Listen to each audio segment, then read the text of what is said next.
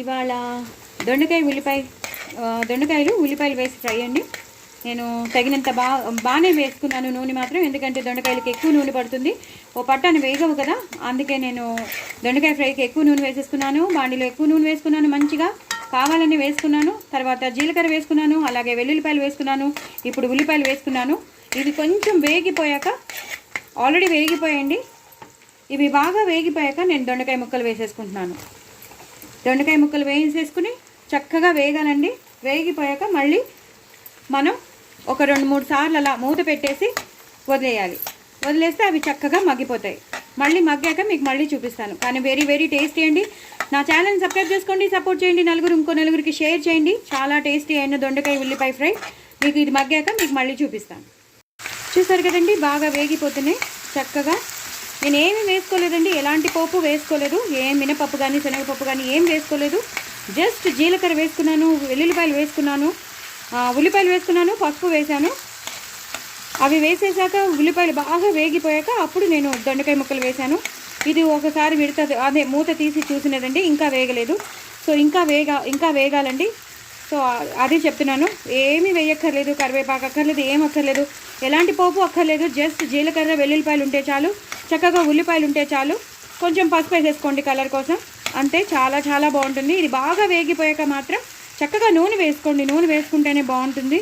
So ఇది బాగా వేగిపోయాక చక్కగా మనకి తెలిసిపోతుంది దొండకాయలన్నీ బాగా వేగిపోయాయని. అప్పుడు మనం చక్కగా ఉప్పు కారం వేసేసుకోవచ్చు, ఇంకేం వేయక్కర్లేదు. చక్కగా ఏమైనా పౌడర్లు ఉంటే వేసుకోవచ్చు, అది మన ఇష్టానుసారం మనం వేసుకోవచ్చు. లేదా ఉట్టి దొండకాయ ఉల్లిపాయ ఫ్రై ఉట్టినే కూడా చేసుకోవచ్చు. సో ఇది బాగా వేగాలండి, ఇంకొంచెం వేగాక మళ్ళీ మీకు చూపిస్తాను. చూసారు కదండి, 75% దొండకాయ ముక్కలు వేగిపోయాయి. ఇప్పుడు మనం రుచికి తగినంత ఉప్పు వేసుకోవాలి, చూసుకుని వేసుకోండి, ఎక్కువ వేసుకోకూడదు. మేమైతే తక్కువే తింటాం కాబట్టి నేను తక్కువ వేసుకున్నాను, మీరు రుచికి తగినంత మీరు వేసుకోండి. అలాగే